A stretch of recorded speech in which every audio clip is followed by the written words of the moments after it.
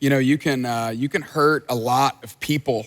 You can hurt yourself, but you certainly can hurt the people around you with an incorrect view of God.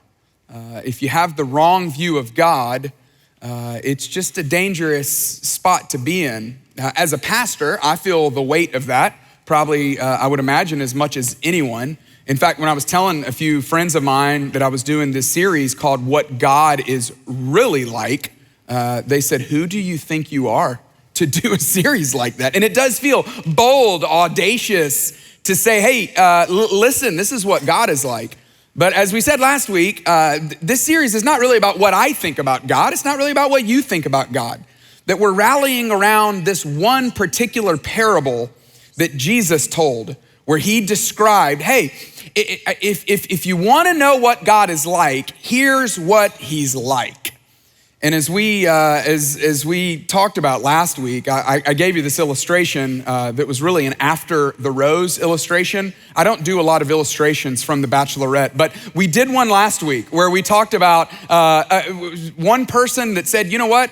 I believe I can do anything I want to do and God still loves me. And another said, how dare you? You should not laugh. You shouldn't joke around about your sin like that. And in a lot of ways, they had hurt each other. And they both had about half things true of God. And because of that, it had the potential to do damage. And so I hope you caught week one where we talked about the father in this story. Today, we're gonna talk about the younger brother. Next week, we're gonna talk about the older brother. And so if you listen to today and you go, well, that's only half true, you gotta come back for the older brother, because the story Jesus tells about the older brother is just as astonishing as the one about the younger brother. But last week, as we said, this is really the statement we're trying to build around, that how we think about God matters. It matters. It matters what you think about God. Primarily, it matters what you think about God because it matters what you think about when you think about what God thinks about you. And that's a lot of think abouts right there. But what you think about God really does matter. But maybe even more than that, it matters because it determines what you think he thinks about you. And it's tough to get life right when we've got God wrong. It's just hard to get life right. It's hard to treat other people the way we'd want to treat other people. It's hard to live the kind of life we want to live if we've got God wrong. And so I hope over the next couple of weeks, we all grow together in getting God a little more right so that we can get life a little more right. I want to take a quick moment to tell you a story up front that I hope will set the stage for the conversation today. But this is a drone remote control. Last Christmas, our then 7-year-old, when we said, hey, what do you want for Christmas? He said, well, I want a drone. I don't know what kind of presents you got when you were a kid, but I was like, what about like a bicycle or something like that, you know? He was like, no, I want a drone. And my wife and I, we've got 5 little kids, and he's our second child. And we don't have that kind of money to just be buying our kids a drone, but my in-laws do. And so when they said, hey, what could we get your kids for Christmas? We said, well, Jake, our 7-year-old, he wants a drone. And they didn't bat an eye at it. They were like, oh, wow, this is gonna be great. Maybe he's gonna be a pilot or an astronaut or something like that. I was like, I'm hoping he'll pass 2nd grade, but that's cool too. So they got him a drone, and they came in town. They live in Texas, and so they came in town for the weekend before Christmas, and we celebrated Christmas with them and opened up all the presents. And so he opened it up, and he was so excited to get the drone. And so we go to the little the field next to the elementary school around the corner from our house, and that afternoon we go out to give it a little test drive, give it a spin, see what it'll do. And he went first because it was his present, despite the fact that all of his siblings wanted to go as well. And he starts flying it. And he was very cautious with it, appropriately careful. And he'd fly it up a couple feet, and then he was trying to work on his landing, and so it'd kind of slam into the ground. And so I said, hey, buddy, give me that thing. Let me give it a whirl. And so I decided I was gonna take this thing and let it see what it would really do. I said, I've read the specs on this. This thing will supposedly go really high up in the air, like hundreds of yards up in the air. I said, watch this. So I flew the thing and got it up pretty high, and as it got a little higher, I started noticing that my depth perception was not as reliable as I was thinking it was going to be. because I would be moving the thing around and I couldn't tell, am I bringing it closer to me or is it getting further away? I will also say, to my defense, there was a lot of wind that day. And so as it got up in the air, the wind started blowing it away. And the more I tried to control it, the less I felt like I was able to do. And eventually the thing started flying further and further away, which wouldn't have been that bad except for my son grabbing my pants, continuing to pull on them going, Dad, what are you doing?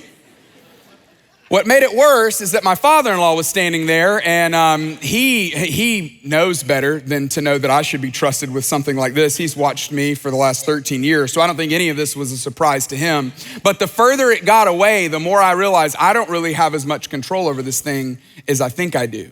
And within 30 seconds, this thing had crossed a line of trees and we couldn't even see it anymore. To this day, I still don't know where it landed.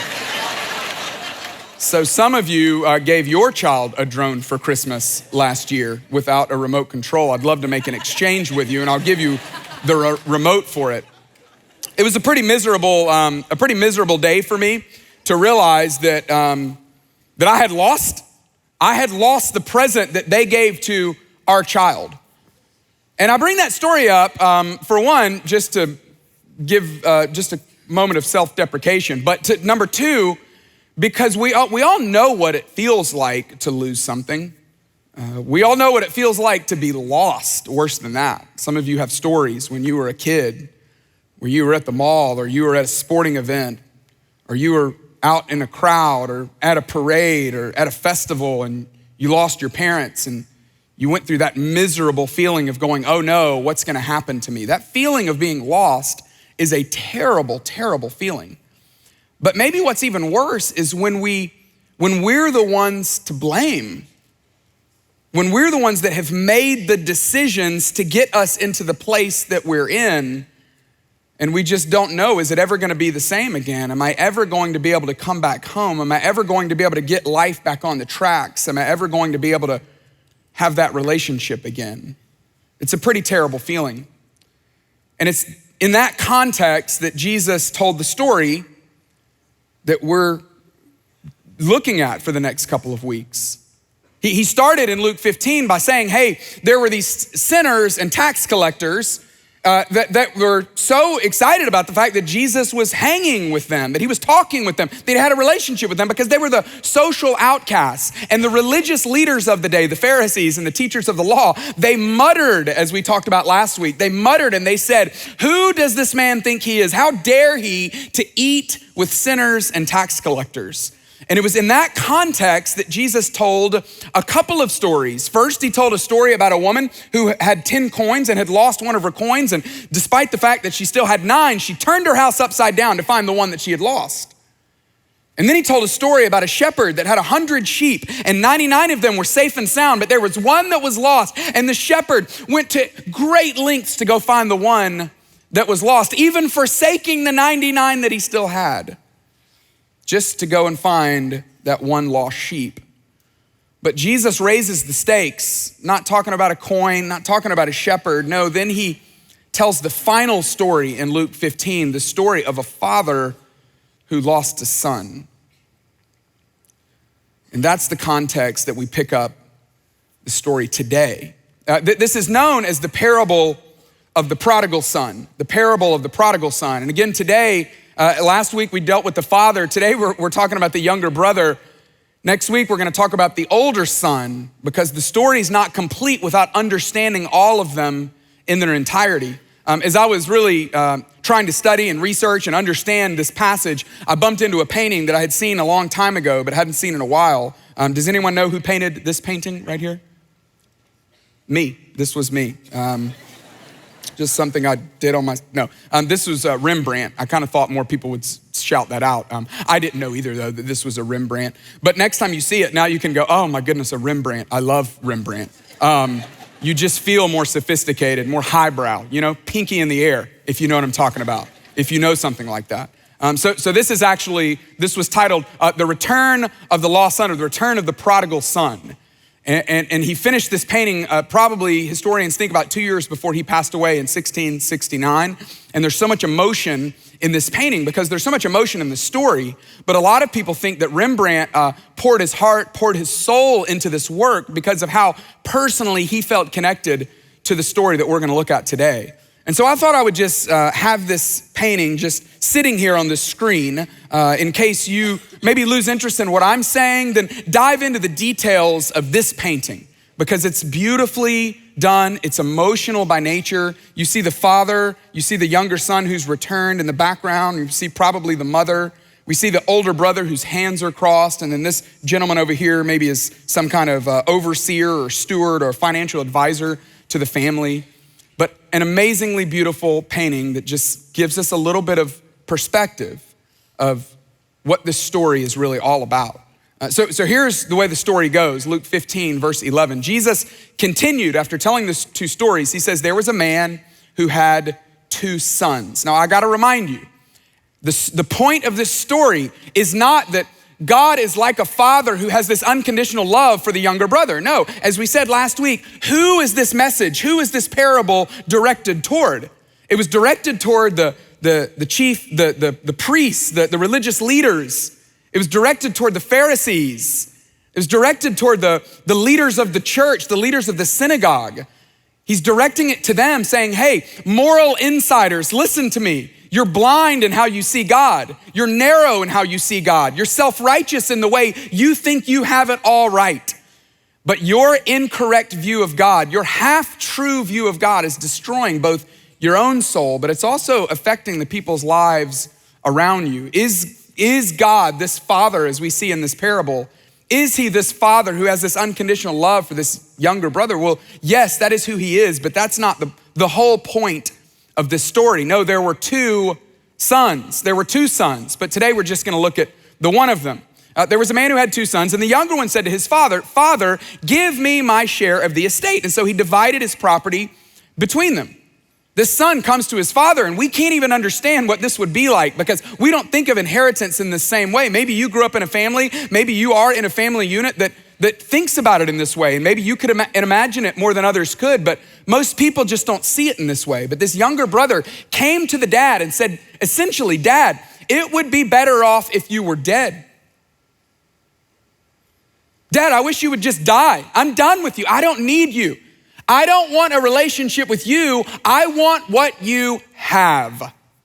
He chafed at the idea of having to enjoy the family assets under the supervision of his father. He wanted to make his own decisions. He wanted to have full control of his portion of the wealth. And so he chucks a deuce to his dad, to his family, to the home, and he sets out on his own with his portion of the family's wealth. Not long after that, Jesus says, the younger son got together all he had, which all he had was only what had been given to him from his father. And he set off for a distant country, and there he squandered his wealth in wild living. And after he had spent everything, there was a severe famine in that whole country, and he began to be in need. Now, over the last couple of months, I've probably read this story maybe 15 times. And every time I've read it, I thought, why did Jesus include that little detail about the famine? In fact, the first time when I reread this a couple of months ago, I had forgotten about the famine. I thought, I forgot that there was a famine in this land. Why did Jesus include that detail? Why a famine? Why mention the famine? I mean, it could have just been that he set off in a distant country and he squandered all of his wealth with wild living. It could have just been that, but he said, no. He did that, but then there was a circumstance that was outside of his control that ultimately caused him to hit rock bottom. But that really squares up with life though, doesn't it? That really maps with the way life works, doesn't it? Yeah, he made some decisions that maybe didn't help him, but he, like us, we have that same thing in us that thinks, well, I can control the circumstances. I can control the consequences. I can handle the consequences. I'll be all right. I can handle. How many times have you said, I know this might seem like this is out there, but I got this. I got this. I'm good. I can handle it. And then something outside of your control, outside of my control, reminds us that we don't actually have it. And the severe famine caused him to hit the bottom. So you only hit rock bottom when you have no other choices, when you're left with no other choices.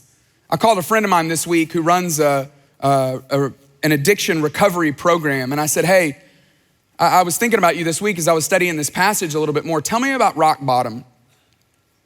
He said, well, rock bottom only happens when you've got nowhere else to go. He said, if the people that come and see us have any other place to go, they would have. They only come to us when it's their last option. And so they're not exactly always wanting to rehabilitate. They're not exactly even at the point where they would admit they have a problem, but they have no other place to go. And that's where this younger son got because of the famine. And what's sad is that there's something about the supervision, the provision of the father, that if he would have just stayed under his provision, stayed under his supervision, he didn't have to get there. The famine, I would assume, hit just like it hit the distant land, it probably also hit the father's estate as well. But the workers that were employed by the father, they were still eating. They were still living indoors. Everything was going okay for them. Because they were under the supervision, they were under the provision of the father. But it got so bad for this young man that he went out and hired himself out to a citizen of that country who sent him to his field to feed pigs. We don't have time to dive into how repulsed this crowd would have been culturally by this statement. That someone in a Jewish society like this would have had to go feed the pigs. It would have been despicable. It would have been embarrassing for the family, embarrassing for the parents. He longed to fill his stomach with the pods that the pigs were eating, but no one gave him anything. And the harsh reality of his decisions had caught up with him. His longing for freedom had gotten him into this. But as we see in his story, just like we know in ours, there's just no such thing as ultimate freedom. There's just no such thing as this independent life that we want. This self-autonomous, self-directed, independently wealthy, I make my own decisions. I'm not accountable to anyone. No, as we're gonna find in this younger brother's story, that the greatest independence that we find is found being dependent on the Father. The greatest independence that we can have is found when we're dependent on the one who owns it all, the one who invites us to call him Father. But before we dive into what happened next, I wanna just stop here and ask you a question that really is about all of us. Might not be about you personally, but it might be about all of us. Why do so many of us have a tendency to run? Why do we have this thing in us that wants to run? It's in every single one of us. I mean, yes, as we unveil the older brother next week, some of you are gonna go, oh, I relate to the older brother more. Some of you are the kind of person that maybe you actually are an older brother, an older sister, and you're a rule abider. You stick to the rules. I see some of you nodding now. You've stayed close to home. Maybe you work for the family business. You run the family business. You've done the right thing. You look at people that have gone off to a distant land like Los Angeles or New York or maybe even Atlanta for some, and you go, what are you looking for? You're not gonna find it. Whatever it is you're looking for, you're probably not gonna find it, but you just stay close to home and you do the right thing and you work hard. Some of you, that's your perspective of religion as well. In fact, for most people, religion is there's a God and you do the right thing. And if you do, he's cool with you. That's religion for most people. There is a God and he wants you to do the right thing, so do it. But others of you, you just go, no, I don't wanna do that. That sounds like no fun. That sounds boring, which is why some of you have gone off to a distant land or are on the way there now because you think that just sounds boring. Or maybe some of you think, you know what? I had an older sibling and my older sibling set such a high standard. I just thought, you know what? I'm not gonna be able to reach that. And so I'm just gonna go, I gotta go do me. I'm gonna go do my own thing. I'm gonna go figure it out myself. And whether I find it or not, I can't do it that way. Ultimately though, Here's what I want to talk about for the next few minutes, that ultimately, when we don't understand the love of the Father, every single one of us is tempted to run away from home. When we don't understand who God really is, every one of us is tempted to leave the home. I was sitting about a year ago at a Chick-fil-A really early in the morning. In fact, me and this other guy were there waiting on it to open up. As a pastor, I find myself in these really odd situations. I have a couple of degrees in theology, and none of them train me for what you actually do as a pastor, which is unfortunate. This guy I had never met before, and so it was one of those awkward, like, hey, are you so-and-so? Yeah, are you? Yeah, I am. Okay, good to meet you. I'm glad that we're here waiting on them to open it up. And so they open it up. We go and sit down after we had grabbed a bite to eat, and I'm just sitting across the table from this guy. And I'd known a little bit about his story because somebody had introduced me to him. That basically he was living at home with his wife and his kids, but he was living in another bedroom. His wife hadn't kicked him out of the house, but she had asked him to go live in another bedroom because he was having an affair with another lady that he worked with. And the wife was wanting him to make a decision. Are you gonna go be with her, or are you gonna stay home and be with us? That was breakfast. I was like, this ought to be pretty simple, you know? No, I have no clue what to tell somebody in a situation like that. And I've just learned, I trust my prayers far more than I trust my advice. And I've also learned no one wants to be told what to do. And so when I get in situations like that, I just end up asking a lot of questions. Hey, so tell me how you figured out, how'd your wife find out? How did you get into the situation you're in? How'd you meet her? What are you feeling right now? What are you thinking?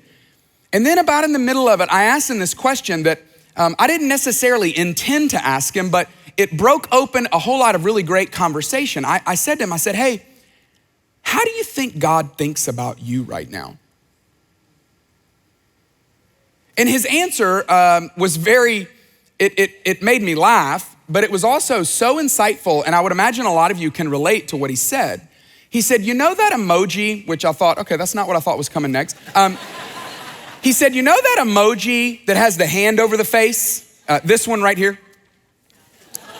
I said, yeah, I know that emoji. Well, he said, that's how I think God feels about me.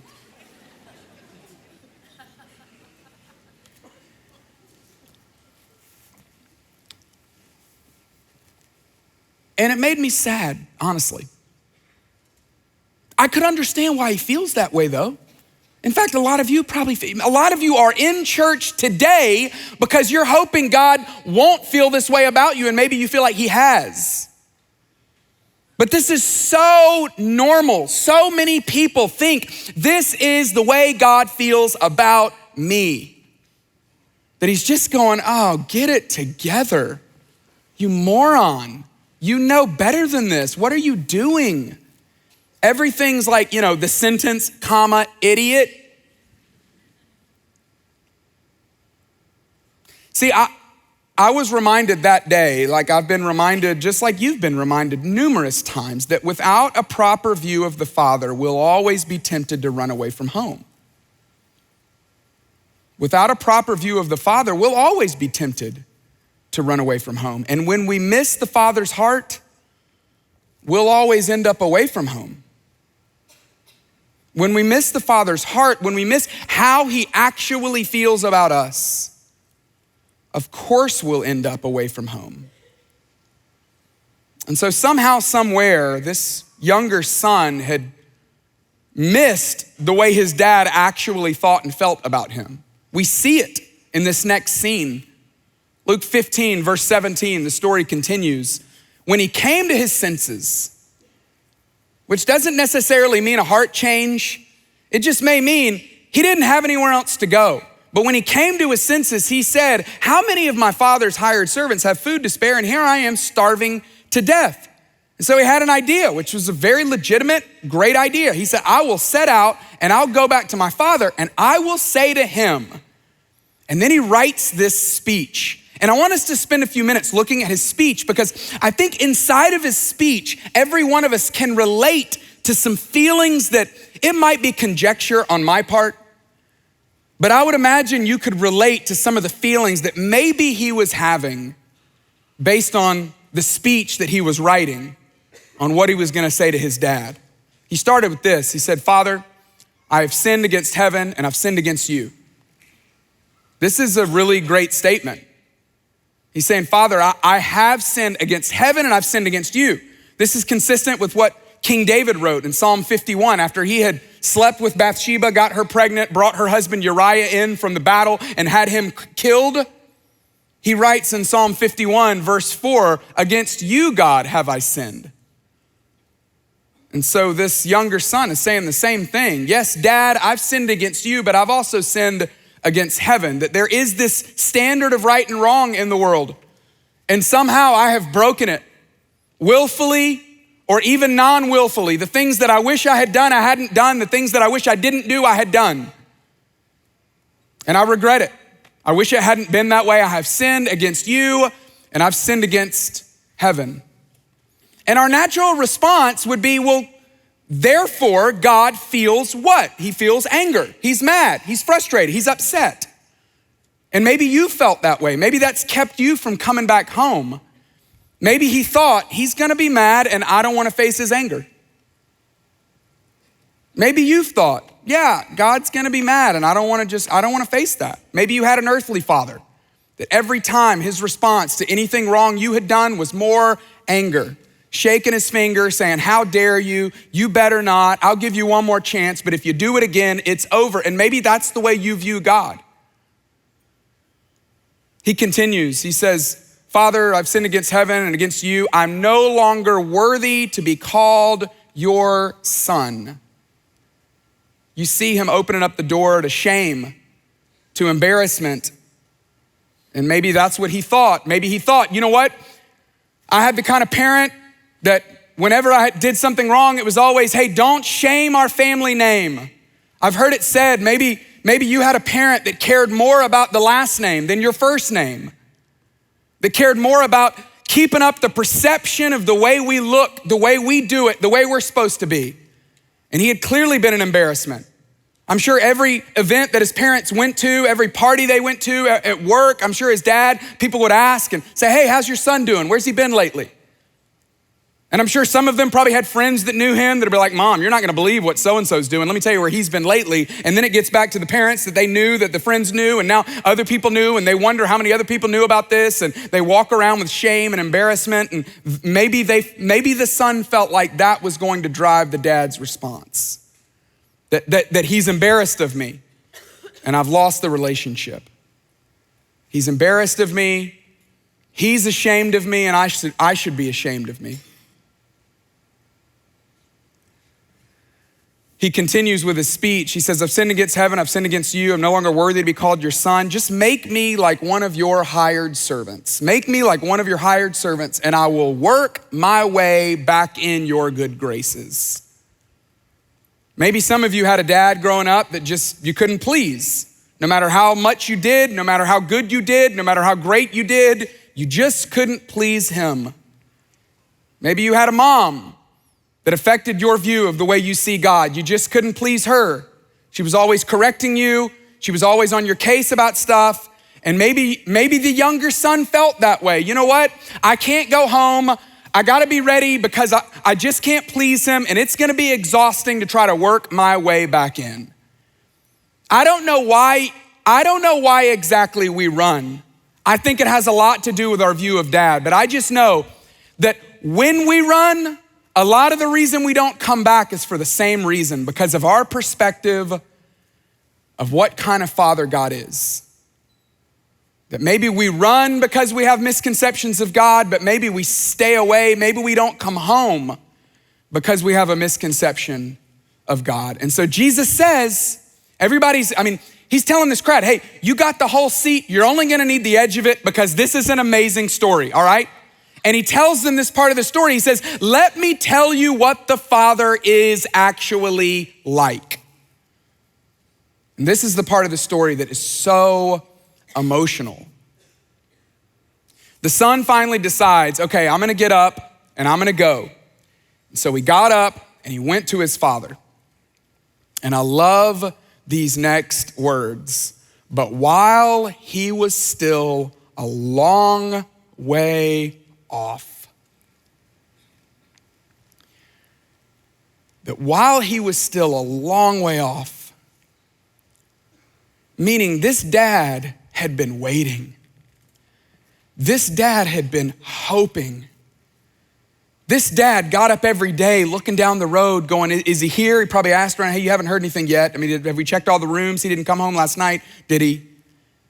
He probably went out to the fields to check on people, kept one eye on the road, making sure, can I see him?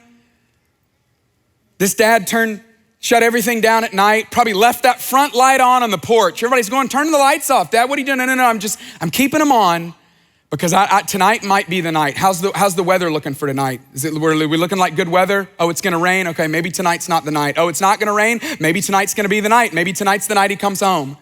To the point where everybody probably went, oh my goodness, this guy's lost it. A lot of you, maybe to a fault, listen to a parable like this and you apply it to your own parenting. But you gotta remember, Jesus was not giving parenting advice here. Jesus is telling us what the Father is like. And the Father kept a light on and he kept an eye on the road. And while he was a long way off, look at what happened next. While he was a long way off, his father saw him and was filled with compassion for him. Now, if we took out this word compassion, if you were to just read it and say, well, he was a long way off, the father saw him and was filled with what? I mean, what would you assume that he would be filled with? Anger, disdain, frustration, jealousy maybe? Maybe he just was completely dismissive, full of contempt. Who knows what he was feeling? Anything but compassion. But he saw the son returning home to the father, and while he was a long way off, the father saw him and was filled with compassion for him, and then he did something that no one would do in this day. In fact, if you were to see a grown man running in this culture, you would have thought that dude's being chased by the cops.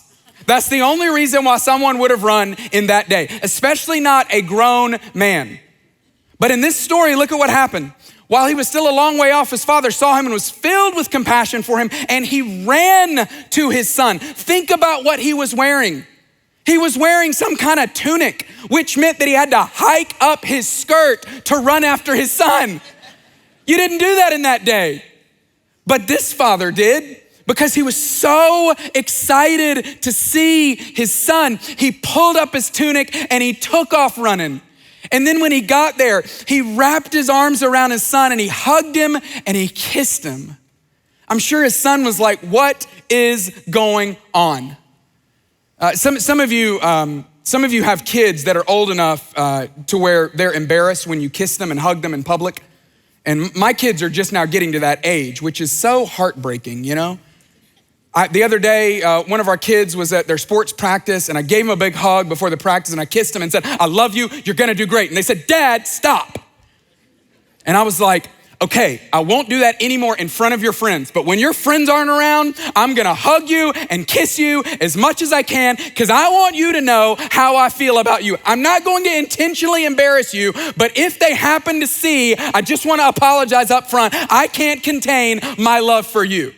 And that's the way this father said. He ran after the son and he wrapped his arms around him and he kissed him. And the son was probably thinking, oh my goodness, this is awkward. I better jump into my speech. And so he did. He's like, whoa, Dad. The son said to him, Father, I have sinned against heaven and against you, and I'm no longer worthy to be called your son. It should have said ... because he wasn't done. And the father didn't even let him finish his speech. But the father said to all of his servants, quick, bring the best robe, put it on him. Bring a ring, put it on his finger. Bring the sandals and put it on his feet. Put the robe around him to let him know he's under our provision again. Put the ring on his finger to let him know he's still part of the family. And put the sandals on him because his feet were probably disgusting from the trip. And then he said, and bring that fattened calf that we've been holding for this special, most amazing occasion. And let's kill the fattened calf and let's have a feast and let's celebrate. Why? Why are we celebrating? You haven't even heard where he's been, what he's done. He's got to work his way back in. If you think this dad is crazy, you're gonna love the older brother, and you can't miss next week. Because the older brother, a lot of you read the story and you're like, there aren't any sane people in this story except this older brother. And some of you can really relate to him, and you cannot miss it next week, because we're gonna talk about the only rational one in the story that was like, this is a little absurd. So if you feel that way, next week's for you. Why was he throwing a party? Why was he so excited? Because this son, the son of mine, this son of mine was dead and now he's alive. He was lost and now he's found. And so they began to celebrate. They threw the biggest party you could imagine. When I lost this drone, it was embarrassing enough. It was hard enough to, feel like such a lousy father. But what made me feel even worse is that the next, maybe 2 days later, I was up in the middle of the night thinking about it, going, how does this thing not have like a GPS thing, or does it not have a way to locate it? And so I went and found the instruction manual, and I started reading through the instruction manual, which actually would have been very convenient to do before I tried to fly the drone. And when I read the instruction manual, they talked about a button on the remote that they called the home button. And they said, all you have to do if the thing ever gets lost, just press the home button and it'll come right back to the remote. Some of you are thinking, well, why didn't you do that, idiot? Well, because it was already dead. The battery's already dead. It was too late, all right? Plus my in-laws had already bought our son a new one anyway. So anyway, that's a whole different deal. But when I read that, I'm not trying to tell you like, oh, the voice of God spoke to me through that instruction manual, because I don't know that God would even work that way. But I remember thinking, that is such a beautiful picture though, of the way life works, that there's a home button. There's a home button. That at any point, at any time, whether you're one step out the door or whether you're all the way in the distant land thinking, man, ramen noodles would be amazing right now. Wherever you are, there's a home button. And all you have to do is push the home button. As simple as that is, as cliche as that might seem, the invitation that I would like to extend, the same invitation that this father extended to the son, is, would you just come back home? Would you understand the love of the Father? Would you allow yourself to experience the beauty of the love of the Father and just know that you're welcome to come back home? See, a lot of you are out in a distant land. A lot of you are out there. You're in a season of life and maybe you're thinking, I can't even believe I'm here today. And did he know? And did they design this way? We had no clue. I'm just walking through the passage. But some of you are there right now and you're thinking, I don't even know. Will he love me? He loves you. He never stopped loving you. He never will. Will he welcome me back home? He's already getting the party ready. In fact, he's paid for the party. Some of you though, you're just one step out the door and you can kind of see down the road and you can already see kind of where this is headed. How amazing would the story have been if there was a son who came to a father and said, Dad, I want all the possessions that are gonna be mine when you die. And the dad says, hurts my feelings, son, but I'll do it, and gave him the money. And the son took about 5 steps out the door and realized, this is kind of silly. I'm just gonna go back home. That would have been an amazing story. And for some of you, that can be your story today. Because when you see the Father for who he is, there's no reason not to move toward him.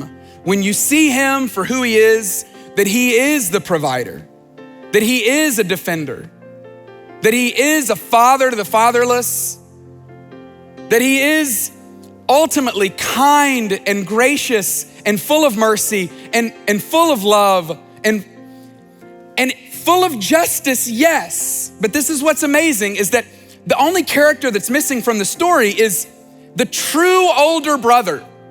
There's an older brother in this story that's kind of the invisible behind the scenes. He's actually the one telling the story. See, Jesus did what a true older brother should have done, and Jesus went out looking for those of us who were lost.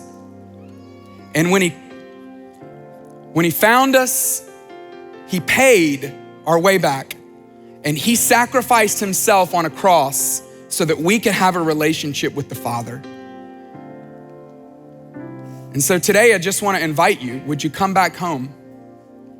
We're gonna sing this song that says, my heart needs a surgeon and my soul needs a friend. And so I'll run to the Father again and again and again and again. And I don't know what it looks like for you to come back home. Maybe it means just having a conversation with God. Maybe it means you need to turn around from the way you're headed. Maybe it means you need to tell somebody that you're headed in the wrong direction. But the invitation today is, would you come back home? Would you come back home?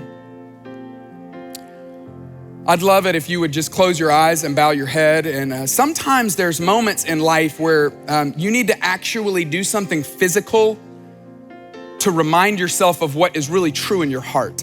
And so as bold or maybe as courageous as this is, nobody's looking around any of our buildings. Would you be willing to say, hey, if you would like to accept the invitation to come back home, would you just raise your hand? Would you just put your hand in the air and say, this is me, I need to come back home?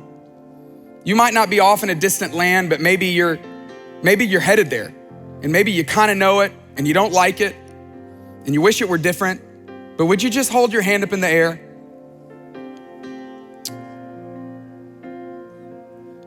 That's awesome. Father, I just deeply believe that if we see you for who you are, there's no reason for us not to move toward you. And so I pray that today that countless hearts would do that they would move toward you in their heart. Thank you for being patient and waiting on us. God, you are so patient. You're so full of grace. You're so kind. It's your kindness that actually leads us to repentance. And so I pray today that every single heart that feels like they've taken a step outside of the home, that they would be willing to turn around and say, it's just better with the Father. It's just better with the Father. It's just better with the Father. God, thank you for Jesus. Thank you for the sacrifice he made so that we could be whole again, so that we could be in a relationship with you. That distance that we feel is just the difference between who you really are and the way we see you. And so I pray that today that you would close that distance with your grace and with your love as we turn around toward you. We pray all this in Jesus' name. Amen.